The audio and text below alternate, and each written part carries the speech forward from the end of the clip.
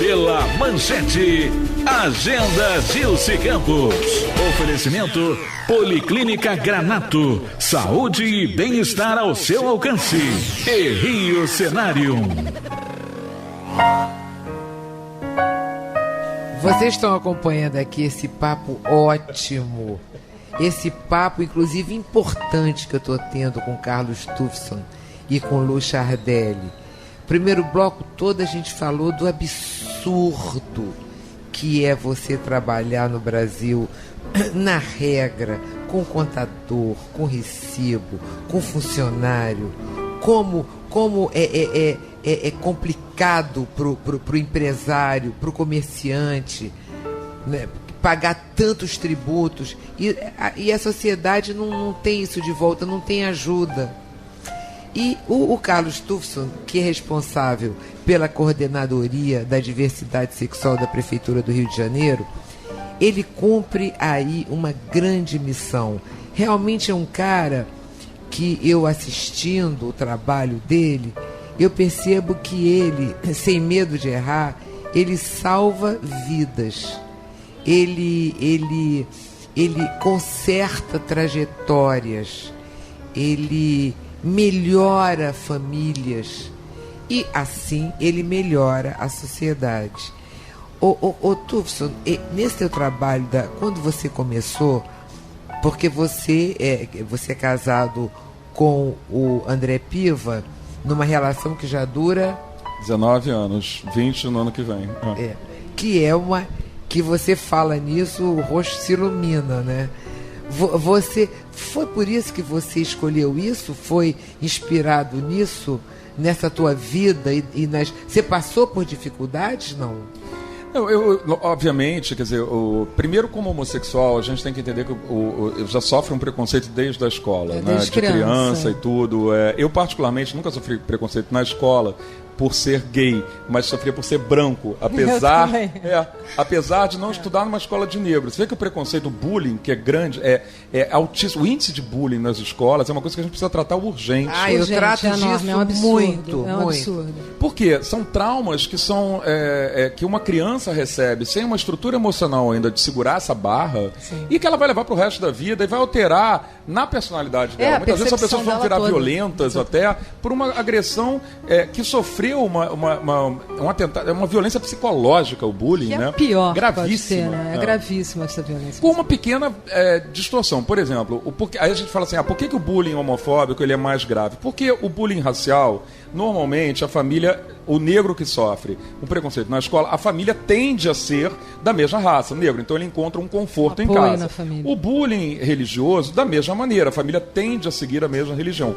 Nós, homossexuais, somos filhos de heterossexuais, todos. Então a gente chega em casa, a criança que sofreu o viadinho, o pele, sofreu horrores no colégio, chega em casa, tem que engolir o choro e trancar no quarto. Por isso, Gilce, que os suicídios de adolescentes são 3 vezes mais, de adolescentes homossexuais, 3 vezes maior do que os adolescentes heterossexuais. Nossa, mãe. E aí a gente vê esse programa, por exemplo, o It Gets Better, que é um programa como a NASA fez, né, que são o quê? Funcionários dela falando para adolescentes homossexuais, dizendo assim, olha, segura a barra, porque quando você crescer, it gets better, vai melhorar. Mas por que, por um outro lado, a gente vive numa sociedade que a gente tem que pedir para crianças segurar a barra de sofrer preconceito e não se matar? Exatamente, você já começa errado, né? Porque você já começa mandando engolir o choro, né? Pois é, ao invés de falar assim, vamos discutir isso nas escolas, com reunião de pais e alunos, não é possível que a gente permita o sofrimento humano. Sofrimento. É um absurdo. Porque você permite esse sofrimento exatamente quando você manda segurar, né? Porque não tem que mandar segurar. É um absurdo. O preconceito é uma falta de educação, porque ele entra na intimidade do outro, ele aponta para o outro e exige que o outro seja como você. Quer dizer, e isso em vários ramos, né, Carlos? Assim, o gordo, o homossexual. Eu vou tentar responder a tua pergunta, porque eu fujo sempre de responder, você sabe, assim. Eu, na verdade, obviamente, essa luta eu comecei quando eu fui fazer pós-graduação na Itália, foi que eu percebi que, por exemplo, se eu me chamasse Carla, eu lá era casado com um italiano, mas assim, não reconheceu, porque a Itália até hoje não reconhece o casamento, você viu ao contrário do Brasil, né? E se eu me chamasse Carla, os meus direitos seriam reconhecidos de maneira distinta do que eu me chamando Carlos. E aí você nota que existe um flagrante desrespeito ao artigo 5º da Constituição, que a lei é ser igual para todos, independente de gênero. Então é importante a gente ser bastante legalista, por isso que no meu trabalho eu procuro ser legalista, seguindo a Constituição, a lei orgânica do município e tudo, para mostrar somos iguais, temos os mesmos deveres e os mesmos direitos. A democracia do país fica em xeque quando cidadãos têm os mesmos deveres, mas não têm os mesmos direitos que o outro. Exatamente. Que entra aí nas discussões. Eu já acho que começa errado quando você começa a discutir direitos. Entendeu? Não tem que discutir direito. O direito é pleno e total e absoluto, né? Então, o homossexual tem direito a casar, adotar, e, enfim, fazer o que quiser, porque ele é cidadão antes de qualquer coisa, e ele é ser humano, quer dizer. Então, isso me apavora, essas limitações. Agora, o que eu acho que tem que ajudar é porque isso é bonito de dizer. Mas ele que tem uma mãe, que tem uma cabeça arejada, mesmo assim você sofreu. Não é fácil para... Minha mãe me deu apoio e tudo, mas obviamente teve um entendimento também. Mas ela viu o filho dela sendo amado, sendo cuidado.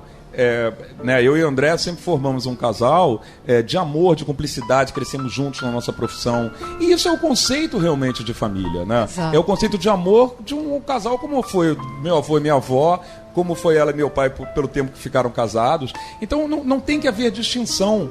Como também não poderia ser, a lei é igual para todos, a não ser que você seja flamenguista. Não, a lei é igual para todos, ponto. Exato. É importante a gente deixar isso muito claro, porque senão a gente está construindo um país cada vez mais intolerante.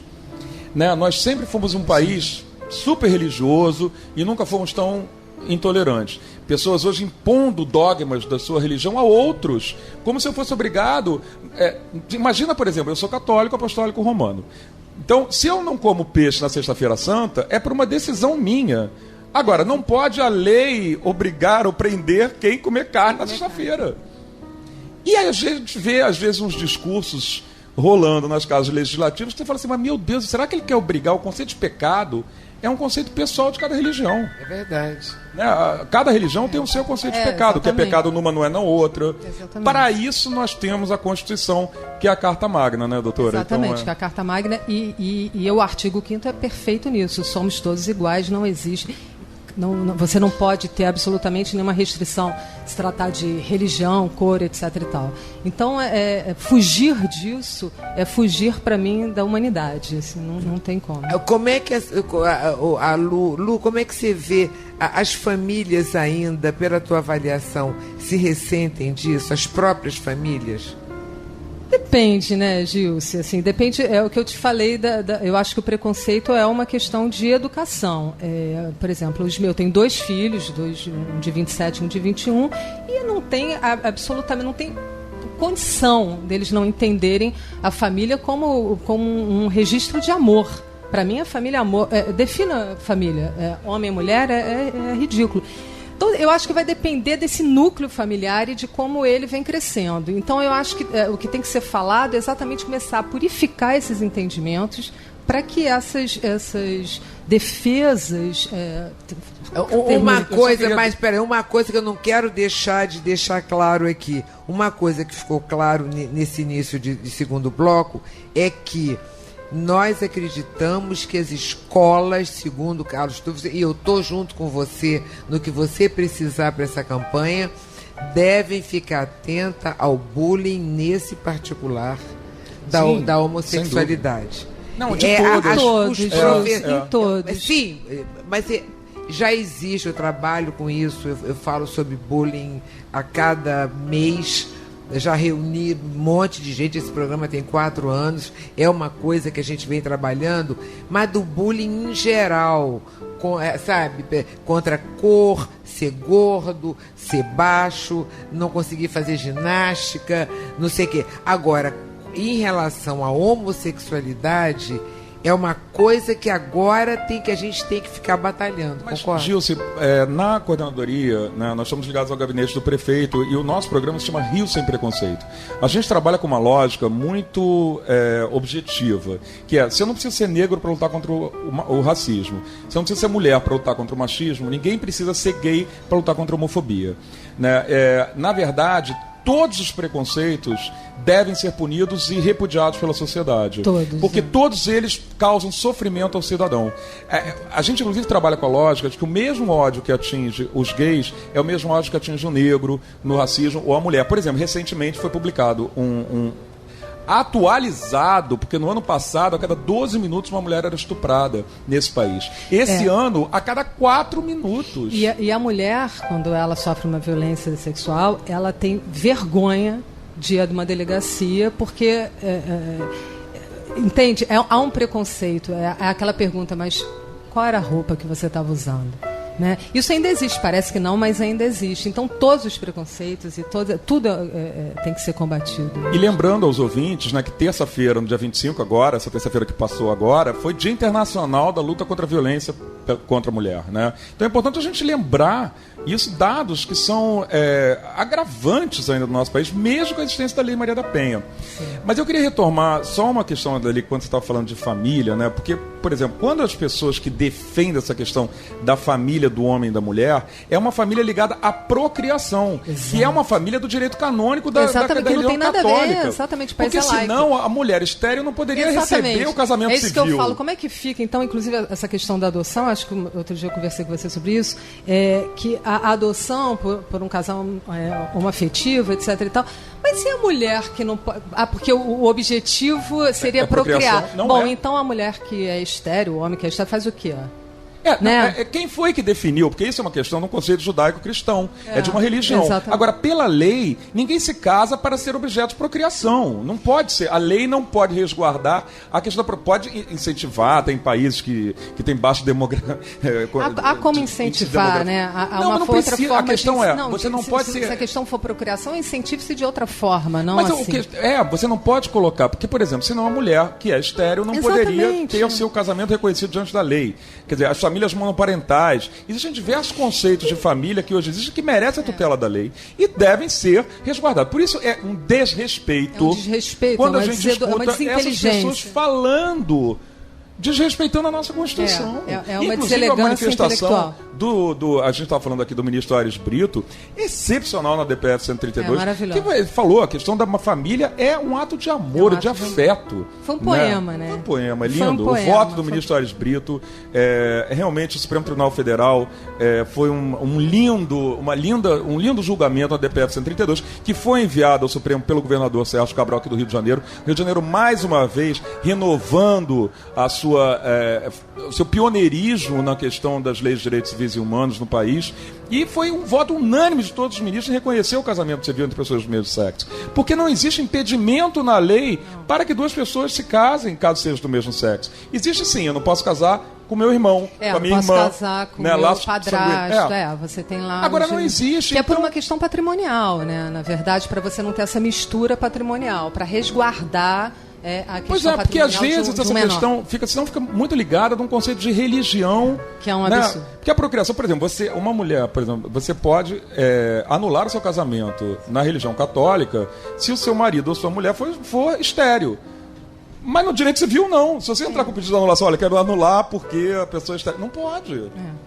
Então não faz sentido essa discussão, porque ela se baseia na ignorância das pessoas, em você alimentar informações que são injustas, mas que vão fomentar e incitar o ódio contra minorias. Minorias, exatamente. Essa palavra ignorância é boa, porque tem muita ignorância em torno do assunto, sabe? Tem muita ignorância, tem muita gozação que é ignorante, né? É fruto da ignorância.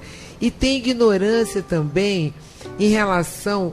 Gente, esse tema é muito sério, porque falam do terceiro sexo, já tem defensoria do terceiro sexo, você sabe, doutora Luciana? Não tem. A doutora Luciana Mota é o núcleo da diversidade sexual.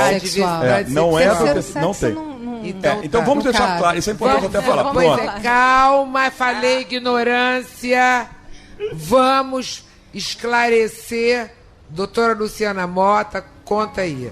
Doutora Luciana Mota. Explica tudo. A Defensoria Pública do Estado do Rio de Janeiro tem o Núcleo da Diversidade Sexual, que é capitaneada pela incrível doutora Luciana Mota.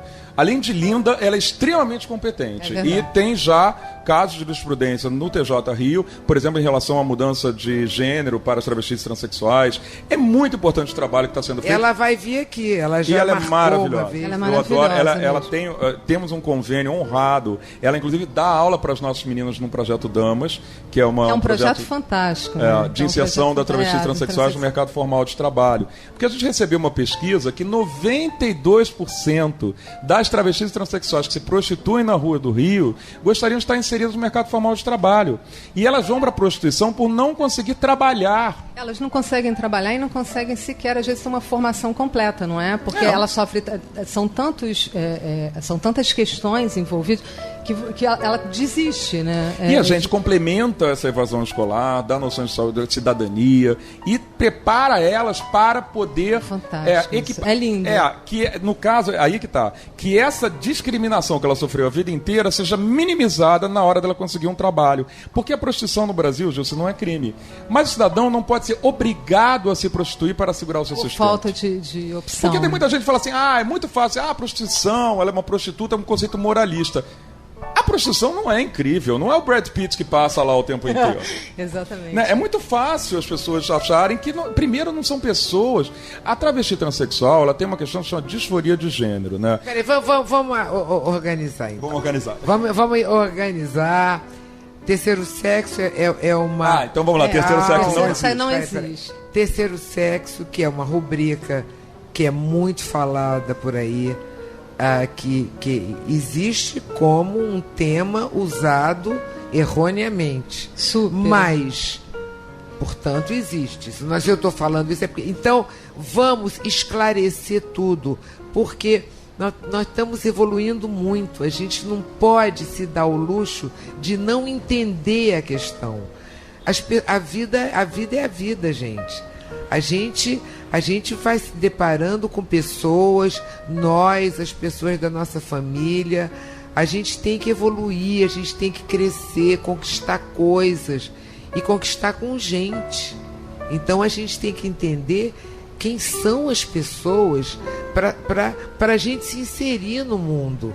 Isso é muito sério. Programas como esse são muito sérios, muito importantes.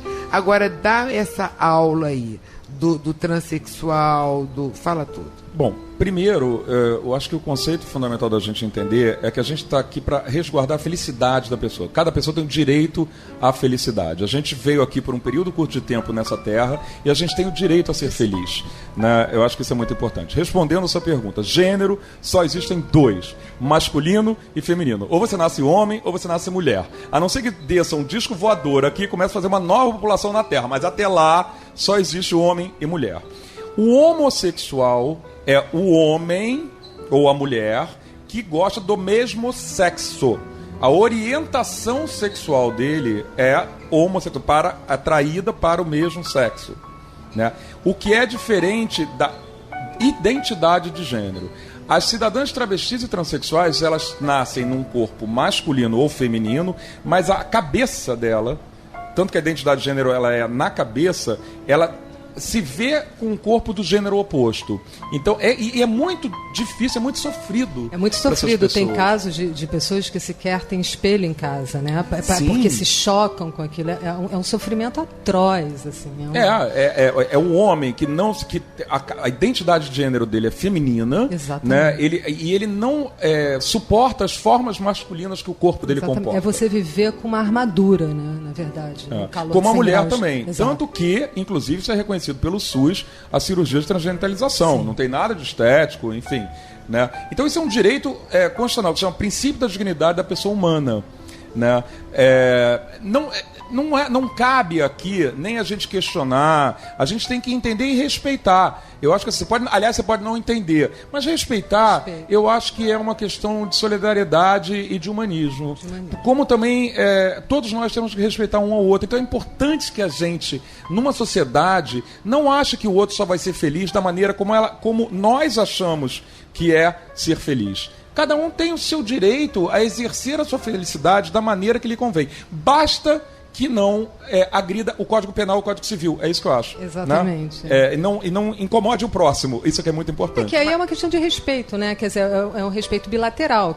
A pessoa tem que respeitar as opções do outro, a maneira como vive o outro. Até porque a maneira como vive o outro, não desrespeitando civilmente, criminalmente, ela não muda em nada a tua vida. Quer dizer, o que muda a minha vida, o que o meu vizinho, a minha vizinha estão fazendo ou vestindo, entendeu? É um entendimento que vai além. Quer dizer, você quando aponta para o outro, exigindo que ele seja como você diminui a humanidade, porque você limita, né? E você passa a ser uma sociedade limitada, né? Um ser humano limitado. E essa questão até, né, doutora, isso é importante também, essa questão da opção, né?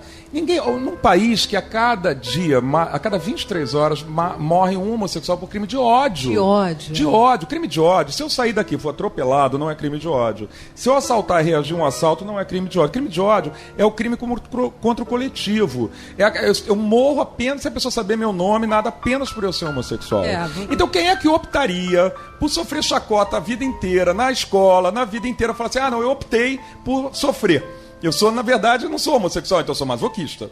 A questão é essa. Como também ninguém opta por ser heterossexual. Exatamente. Né? A atração que ela acontece é normal. Eu, por exemplo, você é heterossexual. Se eu te abraçar aqui, virei lésbica por isso. Não contagia. Não é nada... Gente, isso é uma visão muito rasa. Muito rasa. Só que várias pessoas acreditam nisso. Não, e a gente pode ir mais simples, quer dizer, aquela coisa, você é adolescente, você gosta daquele menininho que não te dá a menor bola e você continua gostando...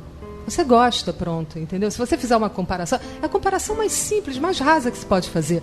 Mas gostar está além dessas nomenclaturas todas. E respeitar o coleguinha, entender o quanto que ele sofre e ajudar, porque amanhã você pode sofrer por uma outra questão, entendeu? Porque a vida, graças a Deus, ela é uma roda que vai. Por isso é que eu fico alertando, a gente tem que alertar para isso, porque eu acho que a função da mídia, eu acho que é essa, focar na felicidade e focar no seguinte: a gente não sabe o que acontece na vida dos filhos, dos amigos, das pessoas com quem a gente trabalha.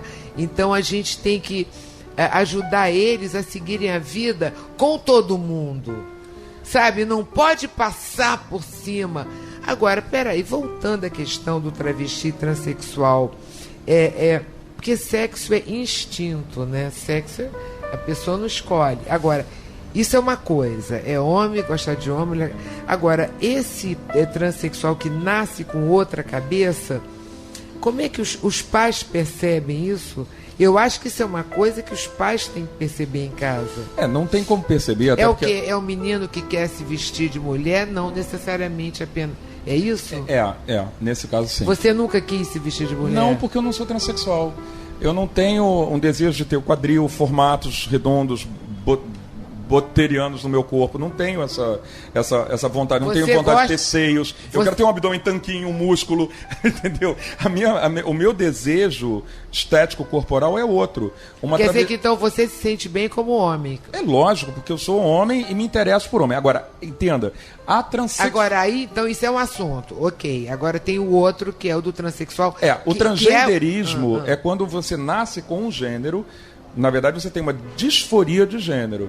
Isso tem CID até, que é o Código Internacional de Doenças. Então, assim, na verdade, você tem uma cabeça com outro gênero. Você nasceu... Às vezes é uma questão hormonal. Às vezes, por exemplo, com 12 anos, essas meninas e meninos começam a tomar bloqueador de testosterona ou de progesterona. Né? É diferente, por exemplo, antigamente teve casos na literatura médica, por exemplo, uma vez eu vi uma travesti americana, quando não se podia fazer a operação, porque o médico perdia o CRM, o que ela fazia? Ela amarrou a vontade de se livrar daquele objeto de repúdio, que era no caso o seu pênis, era tamanha, que ela amarrou um nylon para gangrenar e aí sofrer amputação. né? Porque aí seria uma coisa médica. Então, tem que entender o sofrimento que passa essas pessoas, para entender como inseri-las na sociedade, porque, na verdade, se existe uma pirâmide de preconceito, elas são as que mais sofrem. Tecnicamente, essas pessoas são heterossexuais. Porque, na verdade, a identidade de gênero dela é oposta, mas ela realiza. A não ser que ela se realize com uma pessoa da mesma identidade de gênero dela. Então, sexualmente, se é um menino, um homem que se sente mulher, ele gosta de homem. Então, ele gosta de homem, exatamente. Ele é heterossexual, ele não é homossexual. Não é homossexual. Olha como a gente tem que entender isso para ajudar. É muito difícil, gente. Ajudar até aos homens héteros ou mulheres héteros que possam se apaixonar por essas pessoas. Sim. Entendeu? A gente tem que trazer isso para um grau de normalidade tal que seja tranquilo que esses casamentos héteros aconteçam. Na verdade, que você se permita, né, a se apaixonar ou permitir entrada na sua vida de uma pessoa, independente do que ela faz na cama, independente do órgão genital que ela possui. Eu, por exemplo, a gente se conhece há tanto tempo, eu nunca fiquei interessado em saber qual é o órgão genital que você possui. Eu acho que você é uma pessoa legal ou não. Você é uma pessoa honesta, decente ou não. Isso não passa pela orientação sexual ou identidade de gênero. Por exemplo, tem pessoas extremamente desonestas, pessoas calhordas, pessoas que devem ser realmente repudiadas. Isso independe da orientação sexual delas, como também tem homossexual muito chato. Muito, então não é também uma bandeira de virtuosismo, não é. Mas é que eu acho que as pessoas não podem ser pré-julgadas, e é isso sim, é um alerta que a gente precisa fazer, pela questão da sua orientação sexual. Sabe por quê? No ano passado, o relatório da Secretaria de Direitos Humanos da Presidência da República publicou um aumento de 47% de crimes de ódio no nosso país. E a maioria desses crimes de ódio acontecem na chamada violência doméstica, que é ali o pai, mãe, filho, ou seu entorno, dos vizinhos, e principalmente entre jovens. Então isso é uma questão que é de toda a sociedade entender e repudiar. Porque quando os indignados ficam quietos, aí a gente não constrói um país nação. Quer dizer, bom para todos. É o direito à liberdade, né? Eu costumo dizer que se não formos livres, não seremos nada. Porque não pode ficar classificando todo o tempo. Agora, olha aqui. Olha aqui, vocês querem olhar o Juninho? O Juninho é o presidente do programa. Começa, olha, Castro, com toda a tua experiência, você já viu o programa de rádio ter presidente? Nunca.